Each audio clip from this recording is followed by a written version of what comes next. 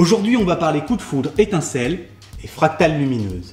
Place aux étincelles pétrifiées, à la foudre figée, les figures de Lichtenberg, ou comment capturer le passage de l'électricité. Ces motifs ont été découverts à la fin du XVIIIe siècle par Georg Christoph Lichtenberg, qui faisait alors des expériences sur le fluide électrique. Il existe plusieurs méthodes pour reproduire ce genre de motifs.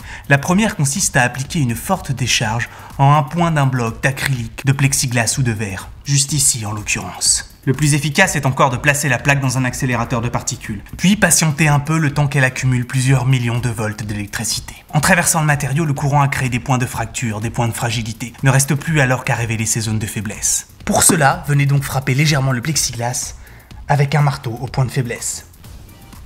Le choc va alors libérer l'électricité accumulée qui va alors s'échapper en faisant fondre sur son passage le plastique ou le verre.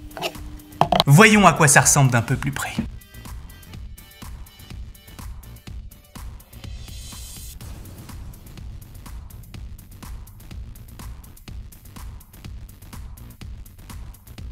Nous ne vous avons montré aujourd'hui qu'un modèle parmi tant d'autres dans la grande diversité des motifs de Lichtenberg qu'il est possible de réaliser. En fonction du temps d'exposition à la décharge électrique, de sa puissance, de la nature de la plaque et de la façon de révéler les zones de fragilité, on peut obtenir un grand nombre de motifs différents. Vous en voyez actuellement quelques exemplaires possibles. Dans la vie de tous les jours, ce genre de figure se retrouve au point d'impact de la foudre. Comme ici, ou là, sur un terrain de golf, ou encore ici, sur du béton. On peut même retrouver ce genre de figure sur la peau de personnes qui ont malheureusement été foudroyées. Classe du tatouage. C'est bon à savoir ça, parce qu'au moins si on se fait foudroyer, la contrepartie c'est qu'on a un tatouage qui ressemble à ça. Et c'est méga cool. Après, n'allez quand même pas vous promener par temps d'orage avec un paratonnerre. Hein. Car d'une part, les marques restent en général pas plus de quelques jours, et surtout elles sont le résultat de la rupture de capillaires sanguins qui sont dus à la diffusion du courant dans tout le corps. Et ça doit faire mal.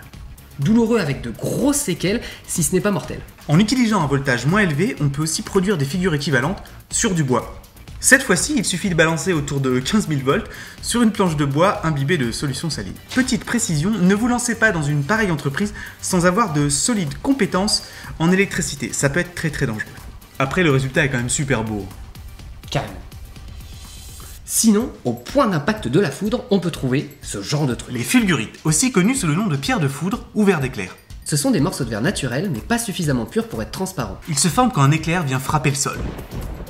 L'énergie libérée par la foudre est telle que la température au niveau du sol peut augmenter de plusieurs milliers de degrés, faisant fondre et vaporisant en partie le sol sur son passage. Les fulgurites se forment plus facilement quand l'éclair tombe sur du sable. Ok, vu comme ça, c'est relativement moche, mais imaginez la quantité d'énergie nécessaire pour faire fondre tous ces grains de sable. Et dans les années 1880, Étienne Léopold Trouvelot va réaliser cette magnifique série, en faisant passer un courant électrique sur des plaques photographiques. Des charges électriques, moi je dis photogénique. La classe. La plaque photographique. Au passage, précisons que lorsque Lichtenberg découvre ces étranges arrangements vers 1770, il pense avoir trouvé un moyen de figer la foudre. Et certains de ses collègues croient même voir dans ces figures des signes d'une écriture mystique originelle, hiéroglyphes naturels. Pour finir, voici quelques anecdotes croustillantes sur Georg Christoph Lichtenberg. Pour commencer, on peut préciser que Lichtenberg est le 17e enfant et pas le dernier d'une famille très nombreuse. Toute sa vie durant, il se montre avant-gardiste. Il défend l'usage du paratonnerre en Allemagne, milite pour l'introduction de l'expérimentation dans l'enseignement des sciences, mais il mène aussi en parallèle des recherches un petit peu plus saugrenues. Ainsi est-il l'inventeur de la météorologie. La météorologie, c'est un domaine de recherche que j'aime beaucoup.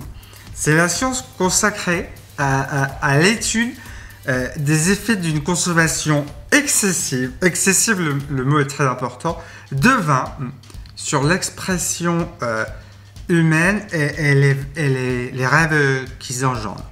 On ne sait pas trop ce qu'il a découvert Lichtenberg avec ça, mais c'est très intéressant. Et je vais retourner étudier. Voilà. Je peux étudier moi aussi ? Lichtenberg passe aussi à la postérité avec un bon gros pavé, joliment baptisé le miroir de l'âme. On y retrouve 8100 pensées et aphorismes qu'il a grattés sur le papier tout au long de sa vie. Et certaines d'entre elles valent vraiment le détour. Ici, apportez-moi un couteau sans lame auquel il ne manque que le manche. L'attraction est à la matière inanimée ce que l'amour est à la matière vivante. Je suis un égoïste qui ne s'occupe que des autres. Une tombe est toujours la plus sûre forteresse contre les assauts du destin.